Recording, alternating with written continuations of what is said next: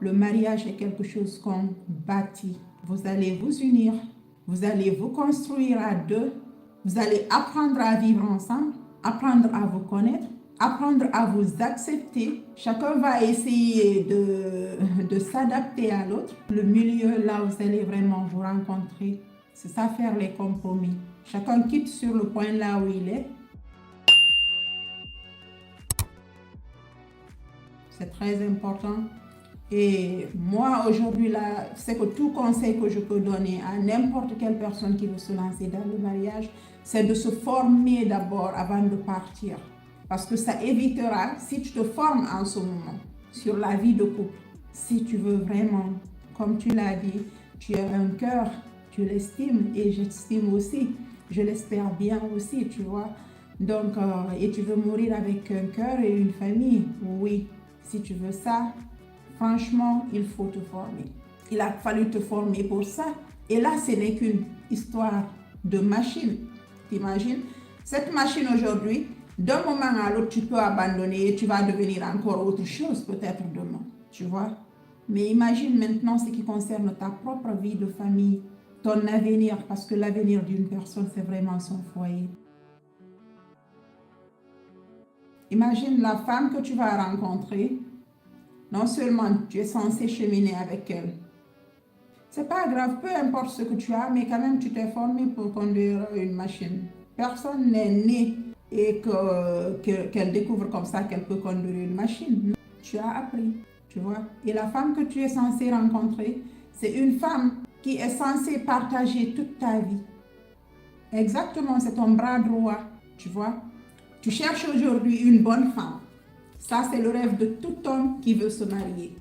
Mais parfois, il y a une chose qu'on ne sait pas. Est-ce que, étant un homme, est-ce que tu es un homme qui est un bon mari?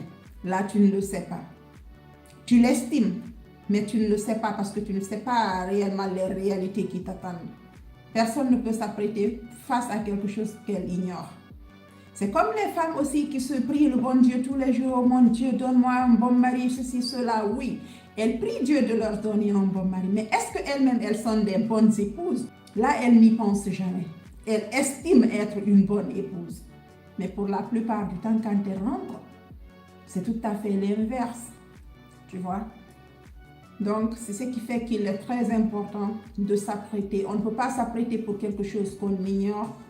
Il faut vraiment te former. Je te conseille fortement de te former, savoir c'est quoi la vie de couple, savoir les défis qui t'attendent, savoir aussi, une fois que ces défis arriveront, comment est-ce que tu dois, ensemble avec ta femme, comment est-ce que vous devriez vous unir pour surmonter ensemble ces défis, parce que ce sont les défis contre vous et non ta femme contre toi. Et pour la plupart du temps, quand on regarde la vie de couple, ça se passe ainsi. Monsieur contre madame ou madame contre monsieur. Or que ce n'est pas ce qui devait se passer.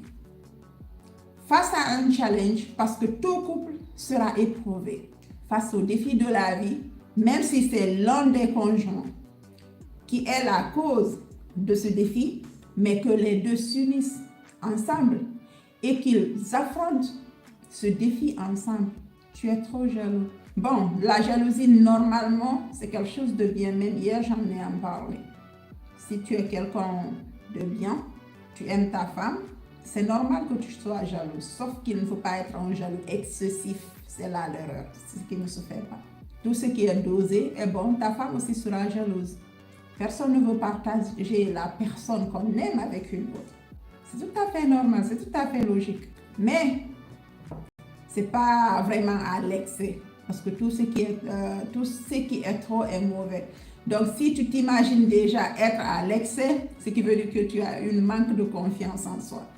Tu vois? Donc, ça, il faudra travailler sur ça très bien avant de te lancer. Parce que sinon, tu risqueras vraiment de pousser l'autre à bout et qu'à un moment donné, qu'elle en ait marre et puis qu'elle prend la fuite. Manque de confiance en soi, ça peut causer ça. Donc, qu'est-ce qui cause?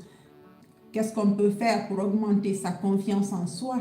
Par exemple, faire du sport, c'est quelque chose qui nous permet vraiment de bien, voilà, d'avoir un beau corps qui peut vraiment augmenter notre confiance en soi.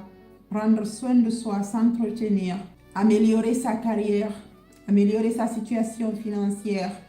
Parce que là, ça va te permettre vraiment de te mettre sur un piédestal pour être tellement confiant que tu mérites de vivre avec cette femme qui partage ta vie. Quelle que soit sa beauté, quelles que soient les qualités qu'elle a, si tu te dis que oui, tu mérites de vivre avec elle et tu es assez bien pour elle, tu n'auras pas à craindre quand elle sort, elle prend du temps, ou peut-être qu'elle a dû te tromper, peut-être la première personne qu'elle rencontrera là, elle risque de te remplacer par cette personne. Là, ce n'est pas elle qui aura un problème, mais c'est toi qui auras